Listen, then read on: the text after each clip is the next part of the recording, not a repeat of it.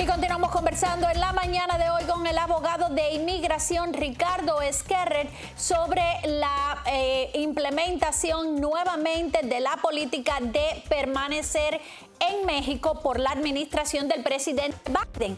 Pero Ricardo, en todo esto, ellos han implementado esta misma política que data de la presidencia de Trump, pero tiene algunos cambios. Por ejemplo, se les está ofreciendo vacunas del COVID a las personas que sean reenviados hasta México, a los albergues en México. Y se dice también que una de las condiciones es que las personas que presenten un miedo creíble de que son perseguidos por pandillas,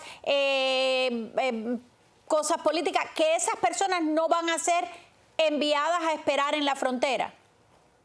Eso no hace sentido porque las personas que van a ser expuestas al amparo de ese protocolo es porque supuestamente están pidiendo asilo y por lo tanto tienen un miedo creíble de regresar a su país. Entonces les están diciendo que permanezcan en México, pero que al mismo tiempo los que tengan un miedo creíble de que están siendo amenazados, que los van a dejar entrar. Mira, las estadísticas demuestran que el problema es que estas entrevistas de miedo creíble para una persona que está haciendo asilo, que está pidiendo asilo, el que hace la entrevista se supone que graben la entrevista, se supone que hay un supervisor entrenado viendo la entrevista y eso nunca ocurre. Esas entrevistas nunca las graban y muchas veces ni tan siquiera las dan a celebrar porque eso no son oficiales de asilo. Estamos hablando de que tú le estás pidiendo a un oficial fronterizo que lo que se supone que haga es asegurar la frontera, que esté aceptando gente para que permanezcan en México. O sea,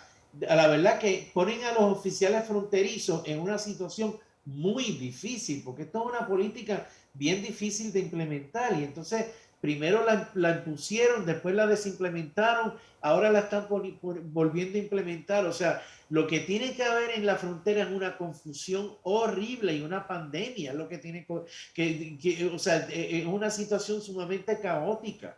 Y agudiza esto más el problema en México con las personas que ya se encuentran en albergues, en condiciones paupérrimas, esperando en México. Agudiza esto más el problema en México porque quiere decir que van a mandar más personas para México.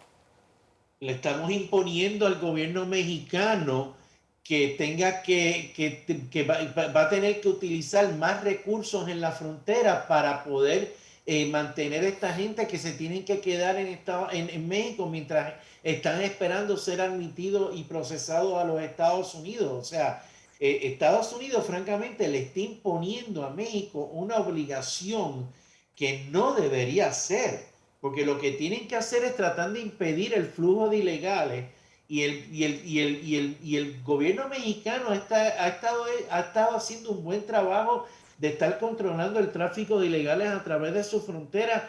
A los que vienen en caravana hasta les ofrecen permisos de trabajo en México para que se queden en México.